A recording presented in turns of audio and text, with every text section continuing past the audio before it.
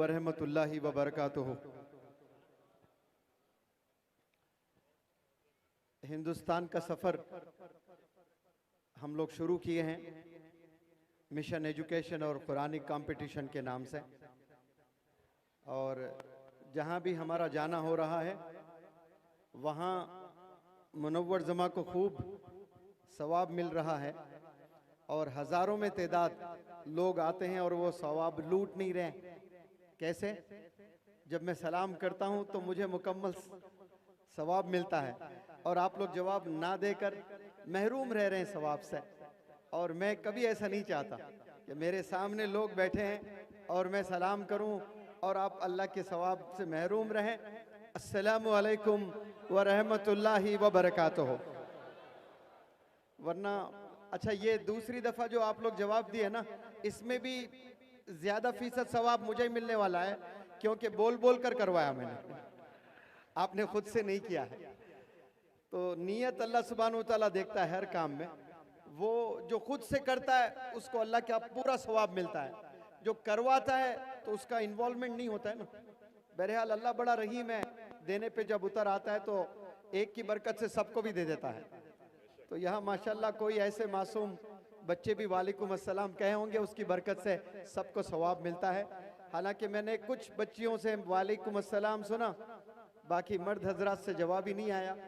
वो शायद मोटिवेशन हजरत मौलाना हुज़ैफा साहब वस्तानवी से मिला है, क्योंकि कुरान पे आप लेक्चर देते हुए बता रहे थे कि ये अल्लाह की किताब कहती है कि चींटी जो चूंटी होती है उसमें लीडर फीमेल होती है, और जो शहद बनाने वाली मक्खी होती है वो भी लीडर फीमेल होती है। तो ऐसा लगता है कि झारखंड में लीडरशिप फीमेल्स उठाने वाले हैं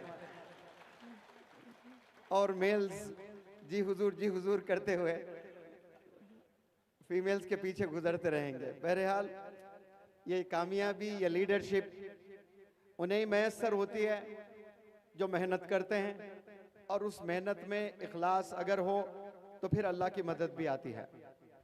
बहरहाल मैं अल्लाह सुब्हानहू तआला का बेपनाह शुक्रगुजार हूँ कि अल्लाह सुब्हानहू तआला ने मुझे इंग्लिश टीचर भी बनवाया और मोटिवेशनल स्पीकर भी बनाया माशाअल्लाह। और सोशल मीडिया के ज़रिए से, यूट्यूब के ज़रिए से, फेसबुक और व्हाट्सएप के ज़रिए से, ये अल्लाह का करम है कि अल्लाह ने मेरे जज्बात को सिर्फ हिंदुस्तान में नहीं बल्कि कई सारे देश में ये मैसेज को पहुंचाया है अल्लाह सुब्हानहू तआला ने।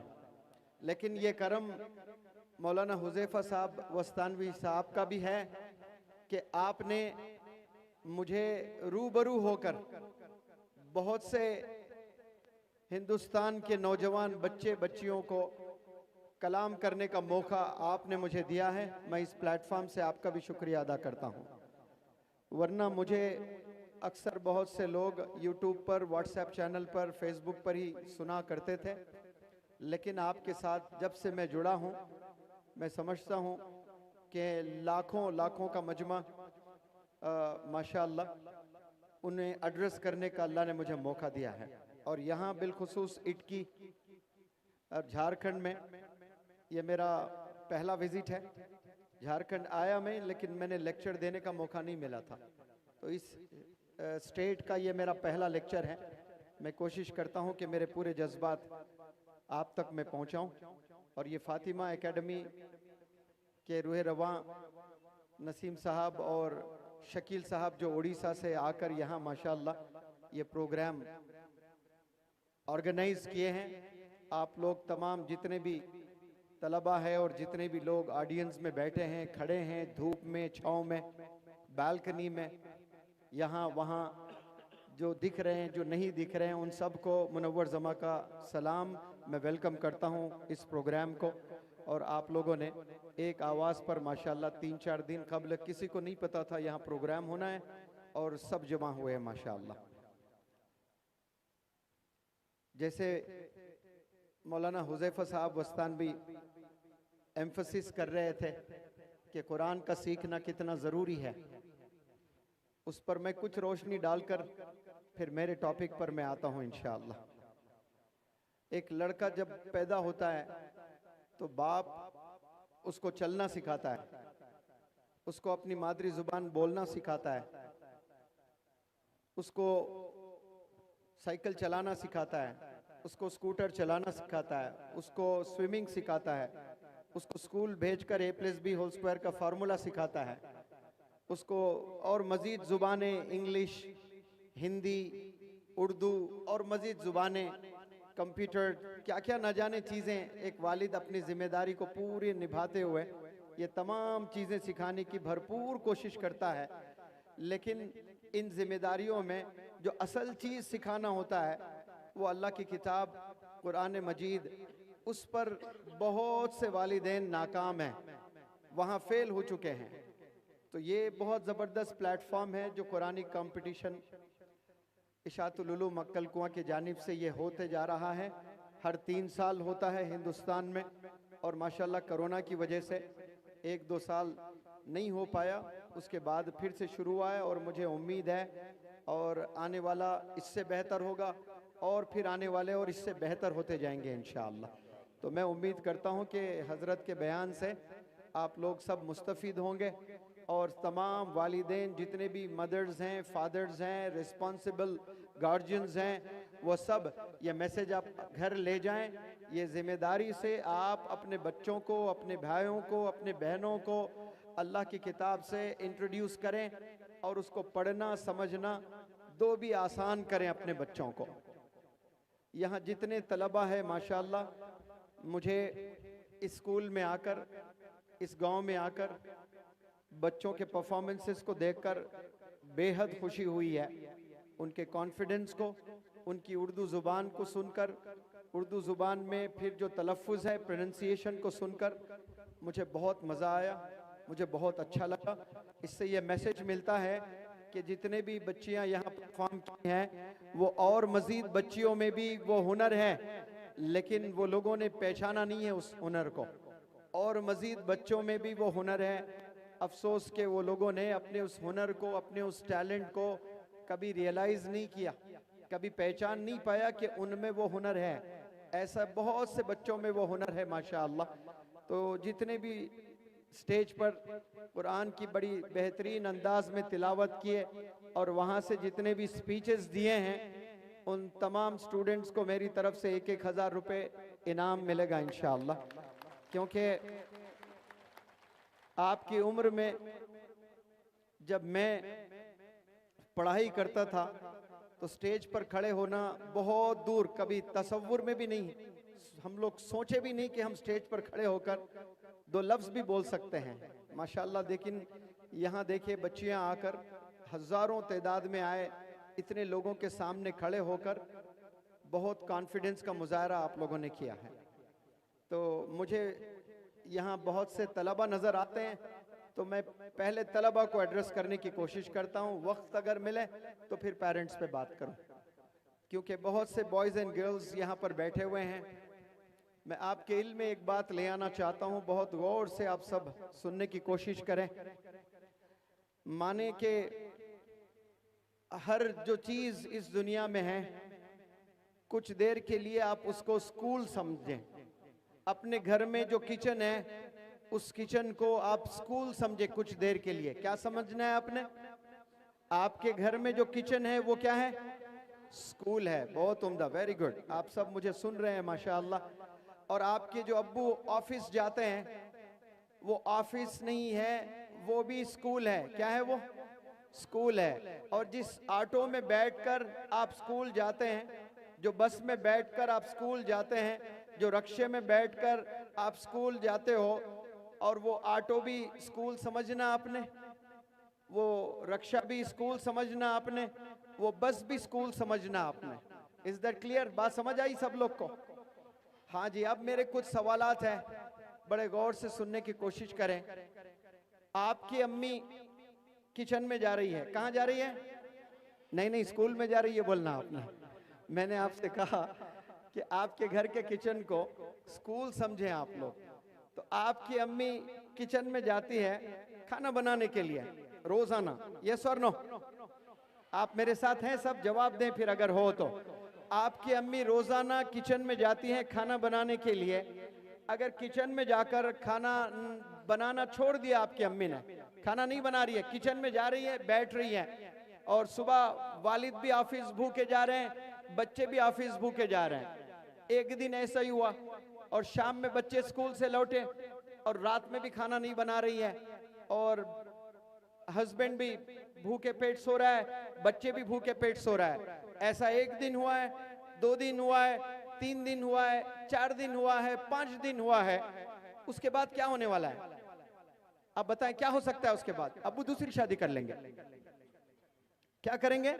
दूसरी शादी करेंगे। अरे भाई मैंने तो आपसे शादी इसलिए की ताकि आप हमारी खिदमत करें, हमारी बच्चों की खिदमत करें, बच्चों को अच्छा खाना खिलाएं, न्यूट्रिशियस खाना बनाएं, गरम गरम खाना खिलाएं, लंच बनाकर दें स्कूल में, फिर जब वापस आए कुछ आप उसको खिलाएं, कुछ पिलाएं। आप तो कुछ कर ही नहीं रहे, लेकिन क्या आपकी अम्मी रोजाना किचन में जो जाती है कुछ देर के लिए आप स्कूल समझें, वो सब काम किचन में अम्मियां कर रही हैं कि नहीं कर रही हैं?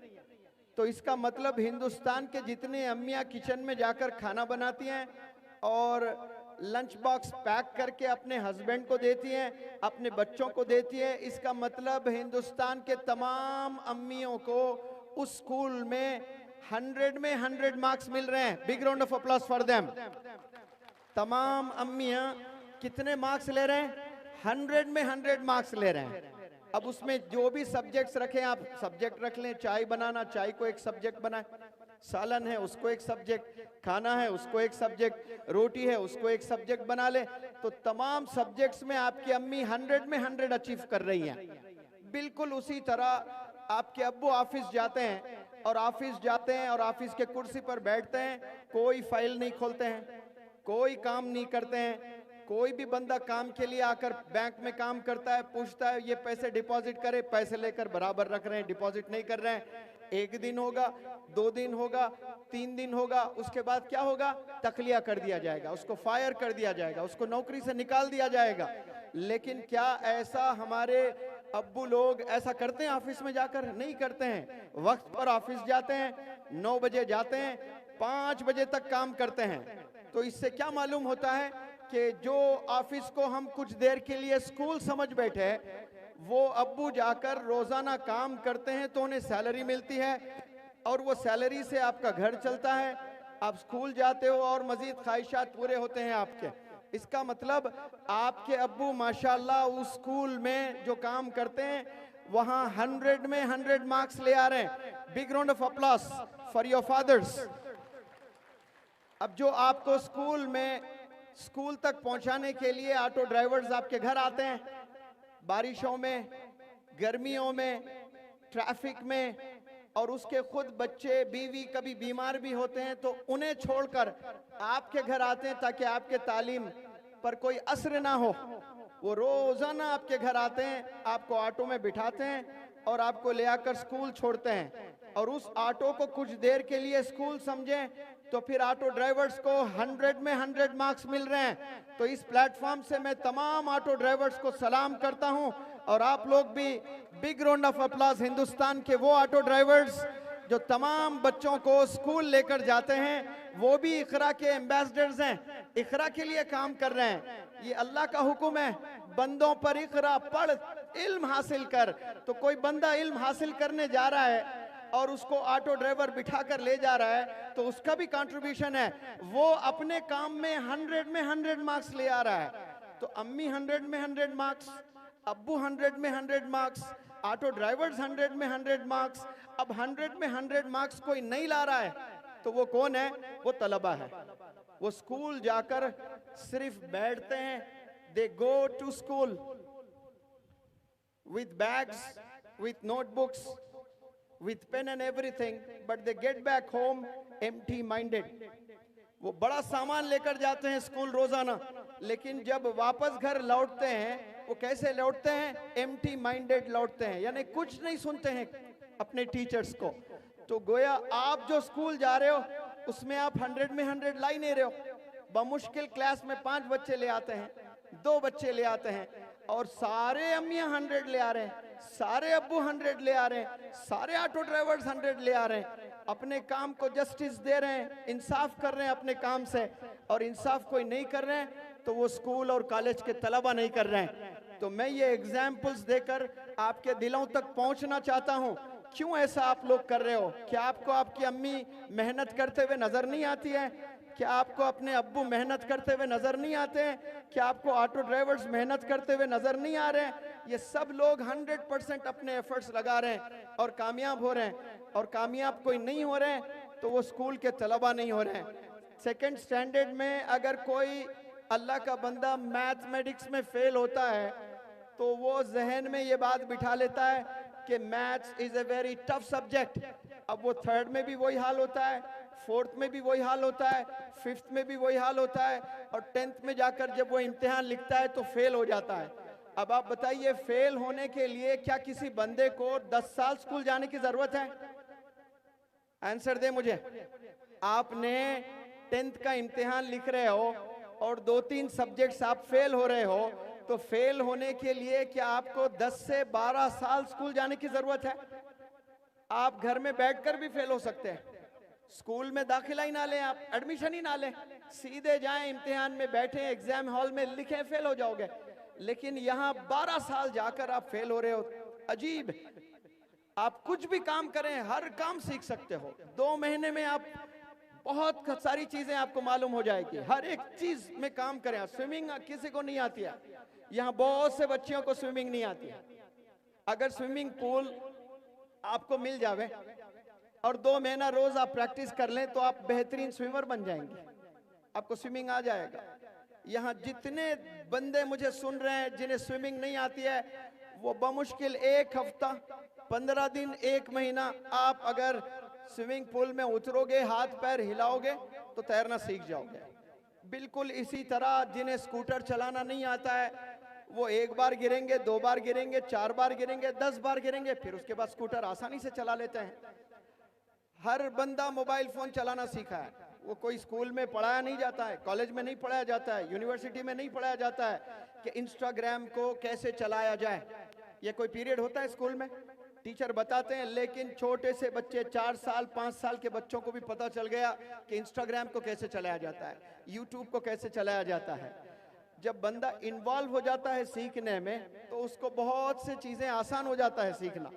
इसी तरह मैं आपको अपील करना चाहता हूं कि आप लोग जो वक्त बिता रहे हो, जो 10 साल 12 साल स्कूल जाकर, ये अपने जिंदगी का बहुत अहम वक्त होता है।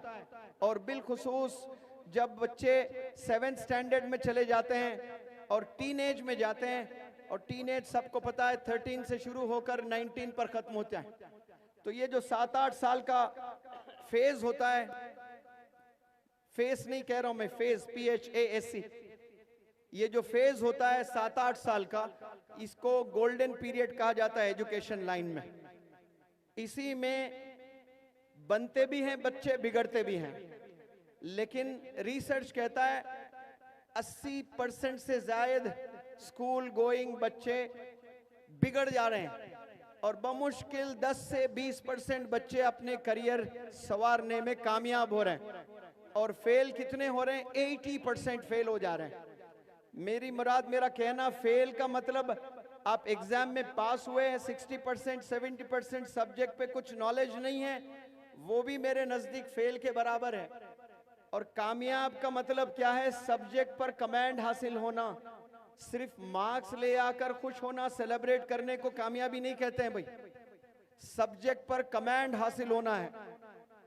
अब जब गाड़ी चलाना सीखते हो आप, तो पहले मैदान में सीखते हो या गलियों में सीखते हो, लेकिन आपके दिल को पता होता है, आप इत्मीनान बख्श नहीं रहते कि मैं सड़कों में जब तक ना चलाऊं, मैं जब तक एक अच्छा राइडर नहीं कहलाओ जाऊंगा।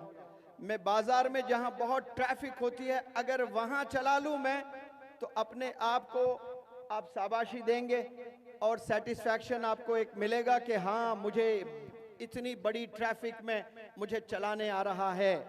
बिल्कुल उसी तरह आप ग्राउंड में तो चला रहे हैं, लेकिन बाजारों में ट्रैफिक में आपको कार चलाने नहीं आ रहा है, 2 व्हीलर चलाने नहीं आ रहा है। बिल्कुल इसी तरह 10th पास तो हो गए, 12th पास तो हो गए, ग्रेजुएशन आपने पास तो कर लिया है, लेकिन आपके पास में नॉलेज नहीं है, आप सब कुछ भुला बैठे हैं और बोलने के हुनर नहीं है, आपको कम्युनिकेशन स्किल्स आपके पास में नहीं है, तो दुनिया के नजदीक गोया आप कुछ नहीं है। आपसे कई गुना अच्छे तो वो लेबर है जो कभी स्कूल का चेहरा नहीं देखे, लेकिन 30-30 हजार रुपए कमाने का हुनर रखते हैं माशाल्लाह।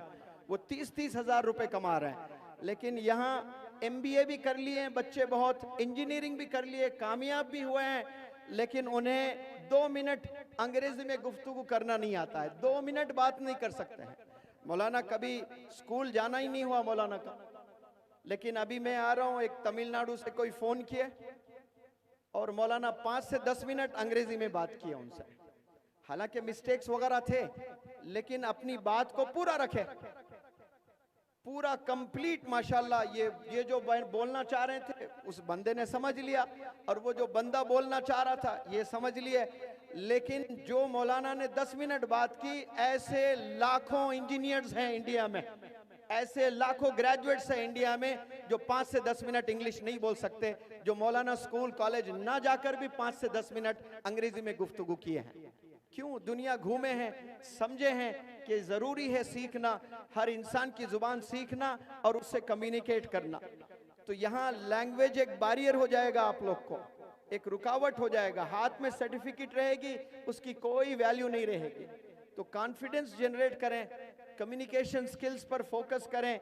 ये स्किल्स का जमाना है, स्किल्स आप सीखें, देखें किस में ज्यादा तरक्की मिल रही है, उस पर अपनी जवानी खपाएं, उस पर अपना वक्त खपाएं, मेहनत करें। और हर प्लेटफॉर्म से मैं कहता हूं, आप जो स्कूल में जाते हो और जिस क्लासरूम में बैठते हो, उस क्लासरूम में 30 से 40 बच्चे बमुश्किल होते हैं, और उन 30 से 40 बच्चों के नाम आप बखूब जानते हैं और वाकिफ है उन चेहरों से भी, लेकिन आप सबसे दोस्ती नहीं करते हैं। आप दोस्ती बमुश्किल 3 या 5 बंदों से करते हैं। वही 3-5 बंदे आपकी पूरी जिंदगी तबाह कर सकते हैं, और वही 3-5 बंदे आपकी पूरी जिंदगी आबाद कर सकते हैं। ये बर्बाद भी करते हैं, ये आबाद भी करते हैं। तो ये जो दोस्त आप चूज करते हो स्कूल में, कॉलेज में, बिलखुसूस स्कूलिंग के बाद में आप 11th में जाते हो, 12th में जाते हो, या 12th कंप्लीट करके ग्रेजुएशन के लिए आप जाते हो, तो नया समा होता है, नया कॉलेज होता है और नए लोग होते हैं, और वहाँ नए नए बच्चे बच्चियां जो नजर आते हैं आपको, आप दोस्ती करना शुरू करते हैं। तो 3 या 5 ऐसे बंदों से एक लड़का दोस्ती करता है, और वही 5 वही 3 बंदे दे कैन मेक यू और they can break you as well.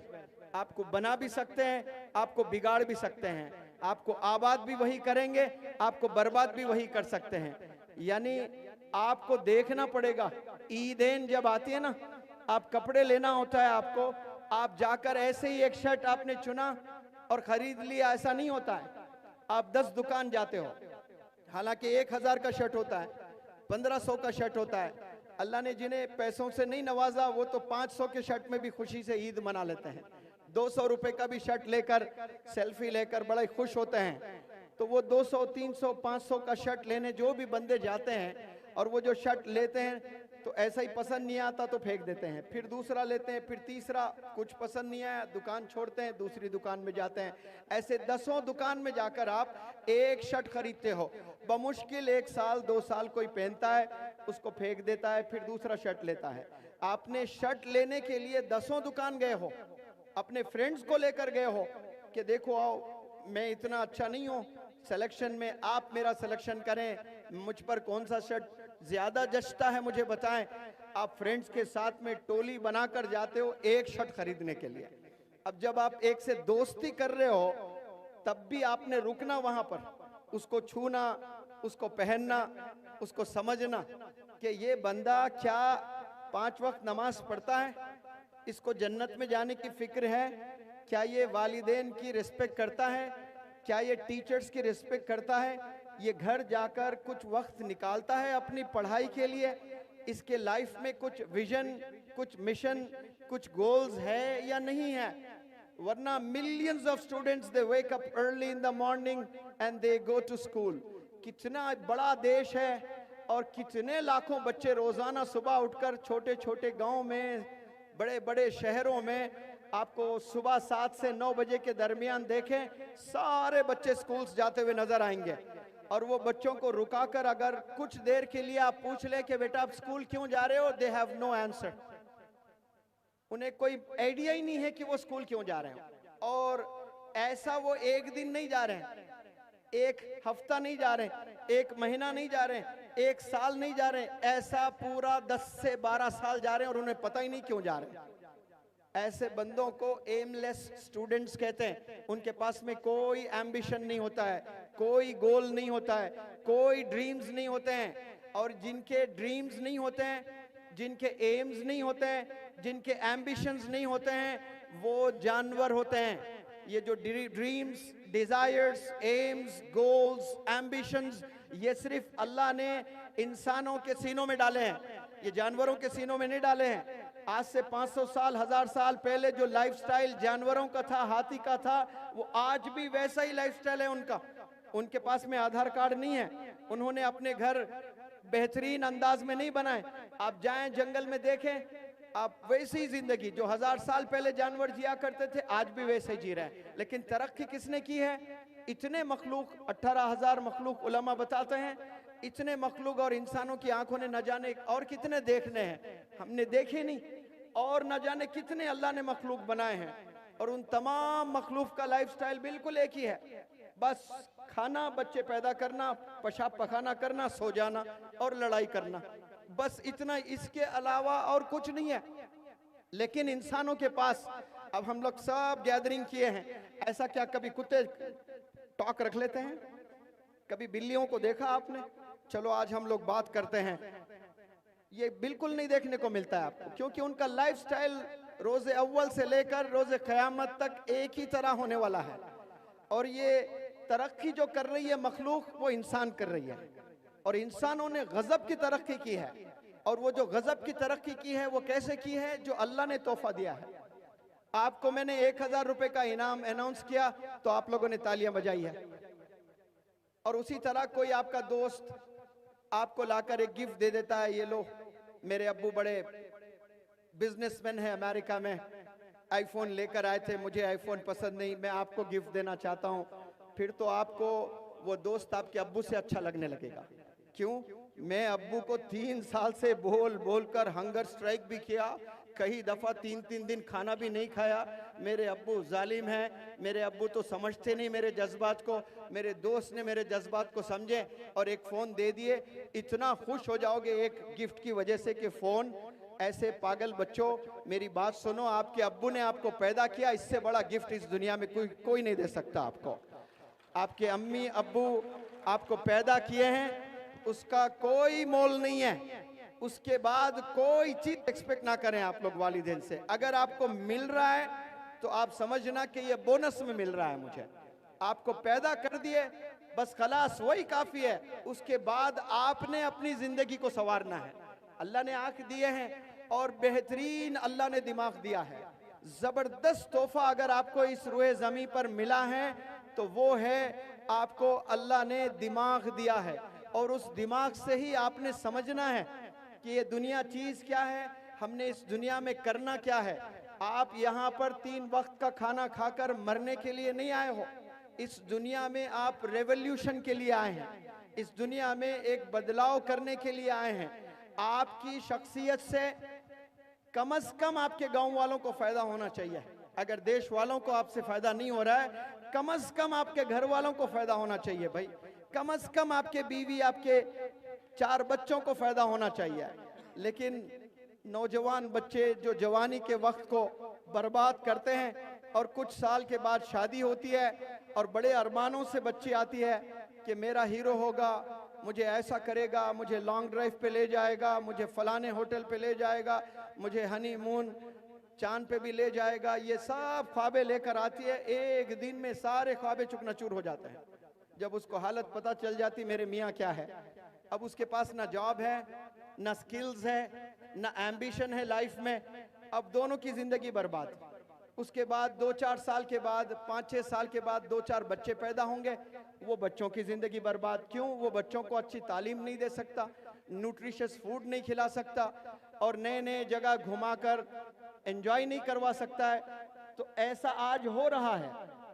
और ये जो नौजवान बच्चे आज स्कूल्स कॉलेजेस जा रहे हैं, 10-15 साल के बाद आपने भी तो शादी करनी है, आपके भी तो बच्चे होंगे, आप उनको कैसी जिंदगी दोगे? आपको जॉब कैसे मिल सकती है? ये तो कंपटीशन वाला जमाना है। एक जॉब अगर होती है तो 1-1 हजार लोग अपना रिज्यूमे लेकर खड़े रहेंगे, 1-1 हजार लोगों से आपका कंपटीशन रहेगा, 1-1 लाख लोगों से आपका कंपटीशन रहेगा।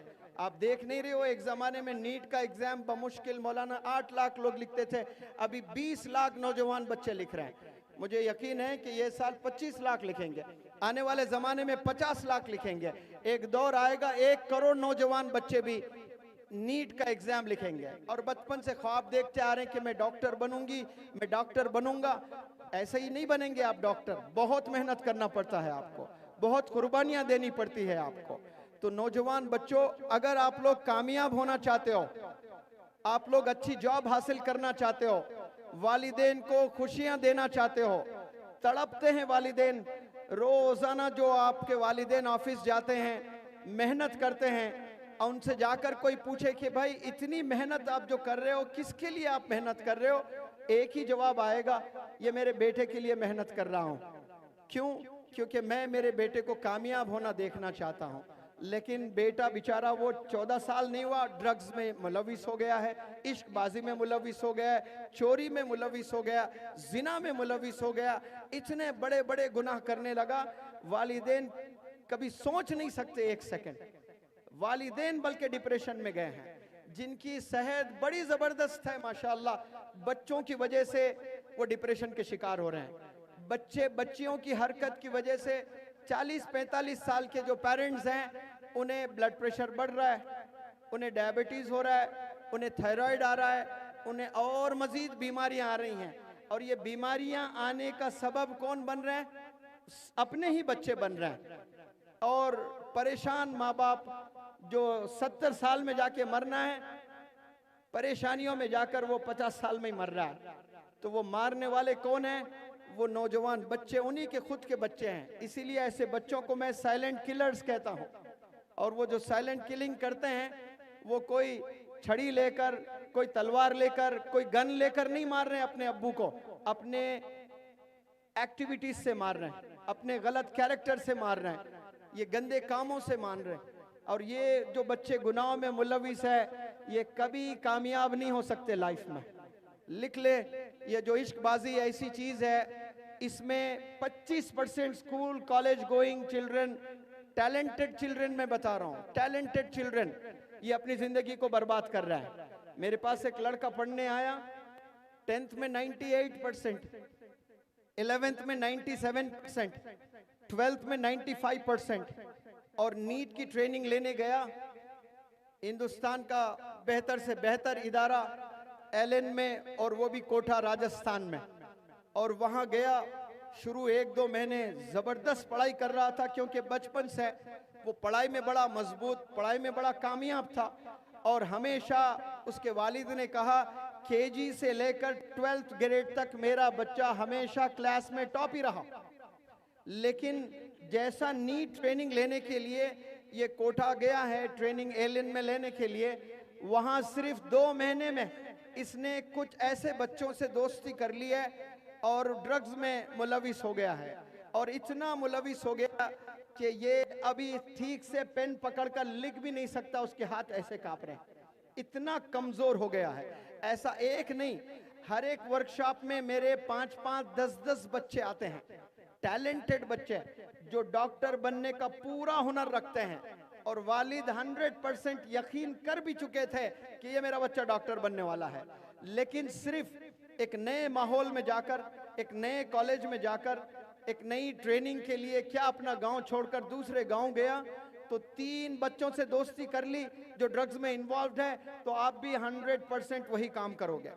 इसलिए मैं बार बार कह रहा हूं आपको, आपने अगर कामयाब होना है, और जितने वालिदैन मुझे सुन रहे हो, ये आपकी जिम्मेदारी है। आप मेहनत से पैसे बनाते हो और अच्छे स्कूल में दाखिला करते हो अपने बच्चों का और आप समझते हो योर जॉब इज डन, मेरा काम हो गया, मैंने तो अच्छे स्कूल में दाखिला दिलवाया। उस अच्छे स्कूल में भी 10, 20, 25, 30% ही अच्छे बच्चे निकलते हैं। बाकी 70% जो बच्चे होते हैं वो जो बदमाश होते हैं, वो जानी होते हैं, वो शराबी होते हैं, वो स्मोकर्स होते हैं, वो ड्रग एडिक्ट होते हैं।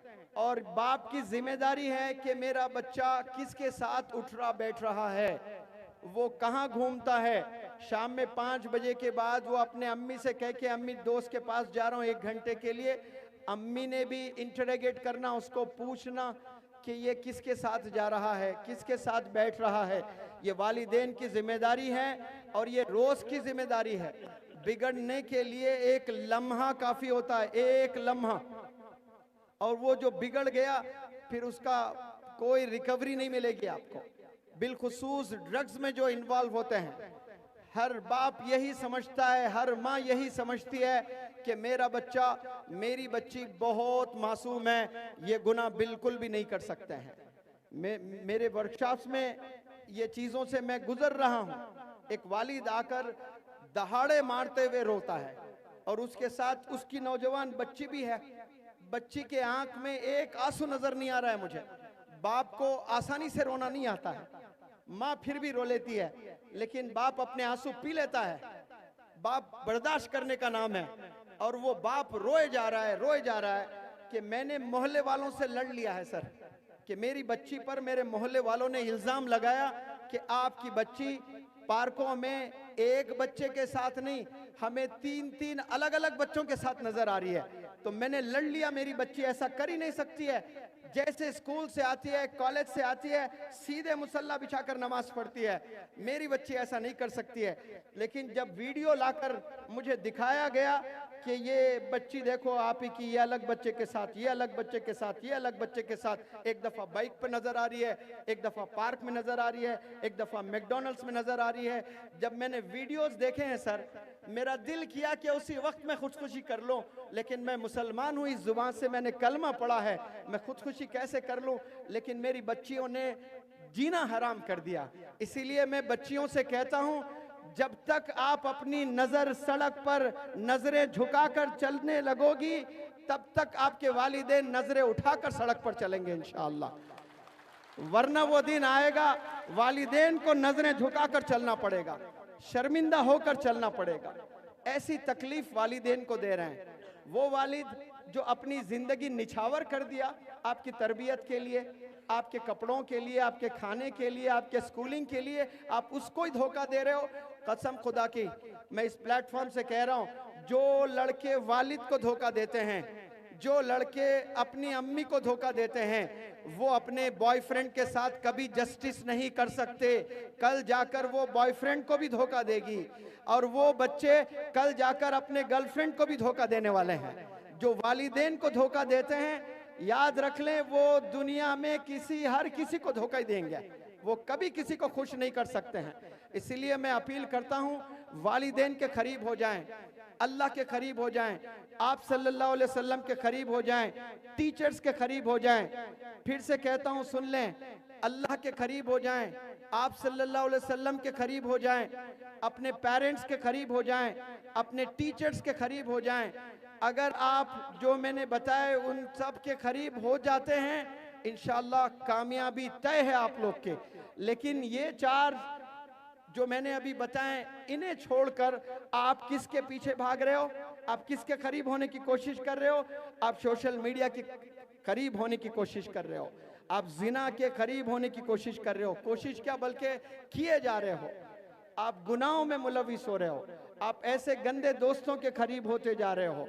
तो इससे सिर्फ आपकी जवानी, जरूर आपको प्लेजर मिलेगा, खुशी मिलेगी, अच्छा लगेगा आपको, लेकिन वो 25 साल तक ही रहेगी आपको वो खुशी। उसके बाद घुट घुट के जीना है आपने, आपको जिंदगी अच्छी नहीं लगने लगेगी।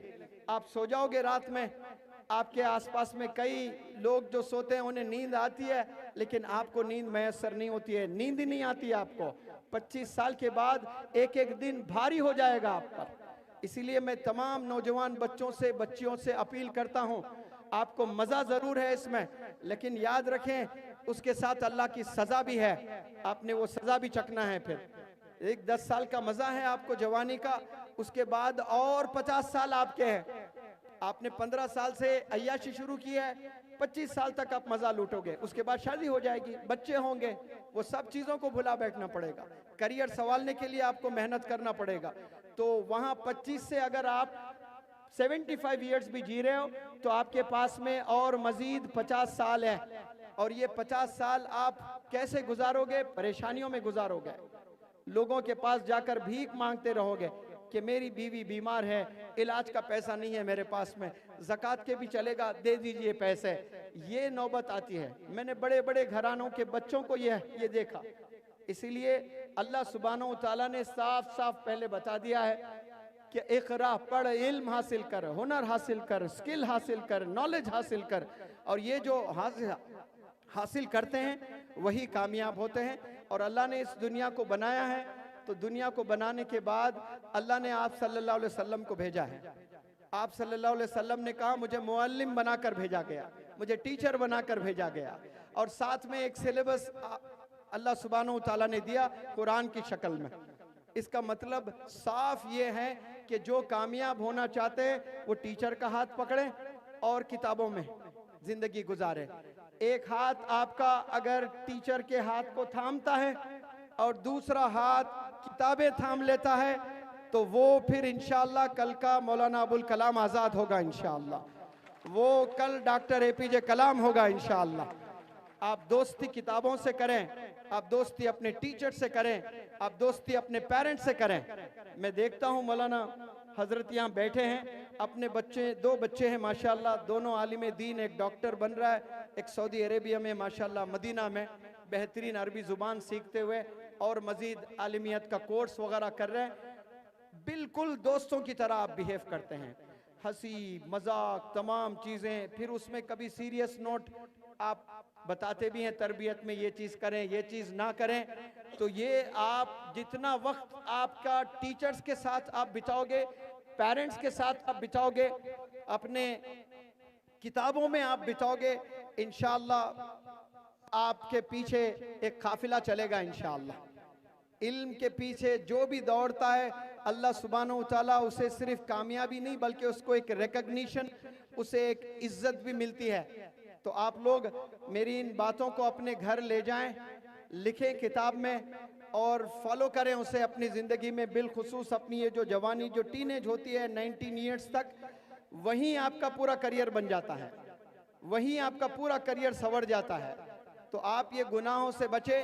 कुछ मैं गुनाहें आप लोग के इल्म में ले आना चाहता हूँ, बताना चाहता हूँ। इससे अगर आप बच जाते हो तो फिर कल के आप टॉप इंजीनियर भी हैं, डॉक्टर भी हैं, चार्टेड अकाउंटेंट भी हैं, बिजनेस एंटरप्रेन्योर भी हैं इंशाअल्लाह।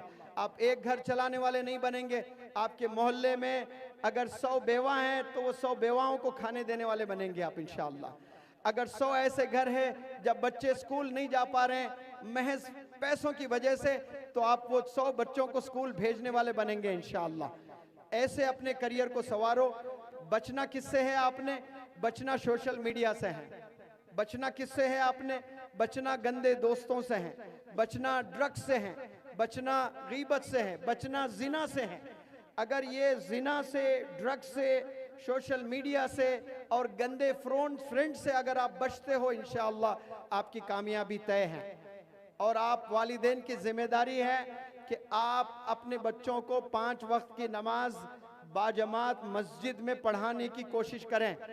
बच्चों में गजब का डिसिप्लिन आता है। जो सुबह फजर की नमाज वालिद अपने बच्चे को हाथ पकड़कर ले जाता है, वो वक्त की कदर को भी जानता है और गुनाहों से भी बचता है इंशाअल्लाह। लेकिन वालिदैन ही नहीं पढ़ रहे हैं। अम्मी पाकिस्तान के सीरियल्स देखने में मशगूल है और अब्बू क्रिकेट मैचेस देखने में मशगूल है, और बेटे को कह रहे हैं चलो एग्जाम में पढ़ लो, और अम्मी फोन में टीवी देख रही है, अब्बू टेलीविजन में क्रिकेट मैच देख रहे हैं। अब ये सीरियल्स में अम्मी मशगूल है, क्रिकेट मैच में अब्बू मशगूल है, और बेटे को कह रहे हैं कि चलो पढ़ाई करो।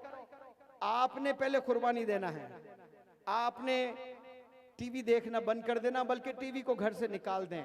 मोबाइल फोन कम इस्तेमाल करें वालिदैन अपने बच्चों के सामने। बच्चों के सामने मोबाइल्स बहुत कम इस्तेमाल करें।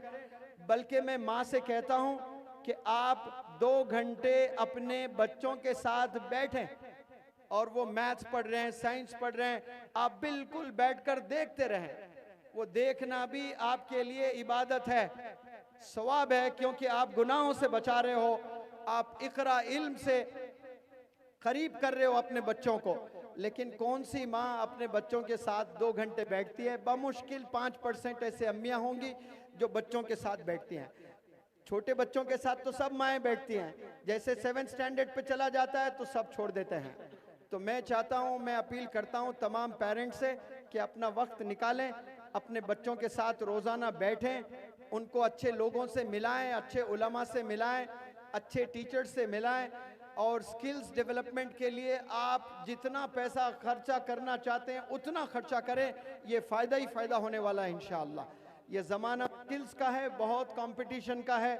अपने बच्चों को गुनाह से बचाएं, फ़ोन से बचाएं, जिना से बचाएं, सोशल मीडिया से बचाएं। आप जो कॉलेज जा रहे हैं, वो कॉलेज के टीचर से हफ्ते में 2 बार जाकर मिलें कि मेरा बच्चा कैसा पढ़ाई कर रहा है, रोज़ आ रहा है कि नहीं आ रहा है, मेरी बच्ची रोज़ आ रही कि नहीं आ रही है, इसके फ्रेंड्स कौन हैं, फ्रेंड्स का कैरेक्टर कैसा है, क्या फ्रेंड्स पढ़ाई में अच्छे हैं कि नहीं हैं, फ्रेंड्स का बिहेवियर कैसा है टीचर्स के साथ में।